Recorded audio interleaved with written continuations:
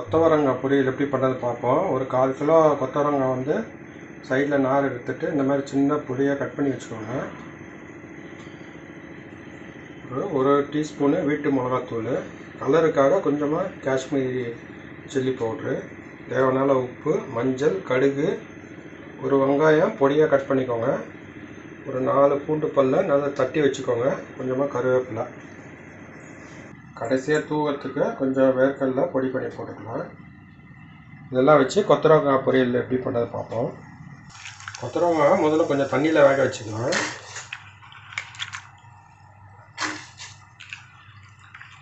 தண்ணி சூடு பண்ணிவிட்டு அதில் கொத்தவரங்காய் சேர்த்துருங்க. கொத்தவரங்காய் ஒரு 5 நிமிஷம் நல்லா வேக வச்சாச்சு.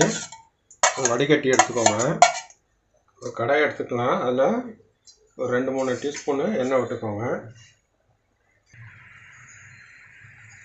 எண்ணெய் சூடாகிடுச்சு. இப்போ கொஞ்சமாக கடுகு சேர்த்துக்கலாம்.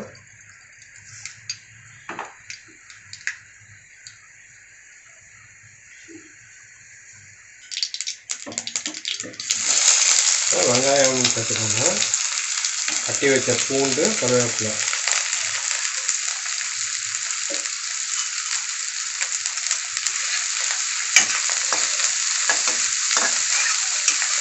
எல்லாத்தையும் நல்லா வதக்கிடுங்க. வேர்க்கடலை ஒரே ஒரு பூண்டு, ஒரு அரை வரமிளகாவை நல்லா உரலில் இடித்து போட்டு தூணிங்கன்னா வாசனையாக இருக்கும். வெங்காயத்தில் கொஞ்சம் உப்பு சேர்த்துக்கலாம்.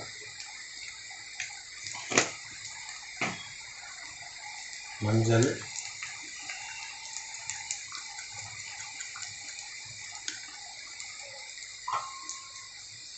வீட்டு மிளகாத்தூள், இப்போ கலருக்கு கொஞ்சமாக காஷ்மீரி மிளகாத்தூள் அதையும் சேர்த்துருங்க.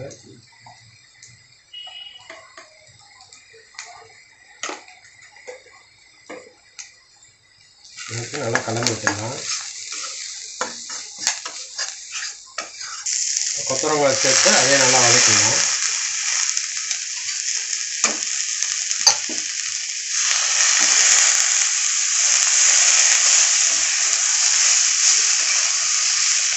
நல்லா கலந்து விட்டுருங்க.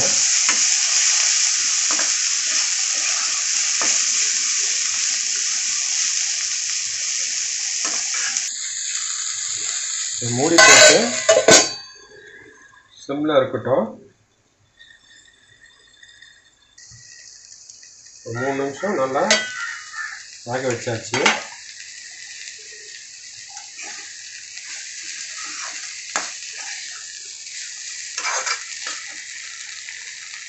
இந்த வேர்க்கடலை பொடியை மேலே தூவிடுங்க.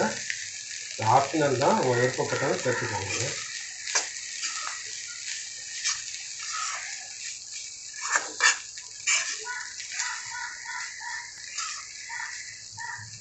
கொத்தவரங்காய் பொரியல் ரெடி ஆகிடுச்சு. சூடாக சர்வ் பண்ணிடுங்க.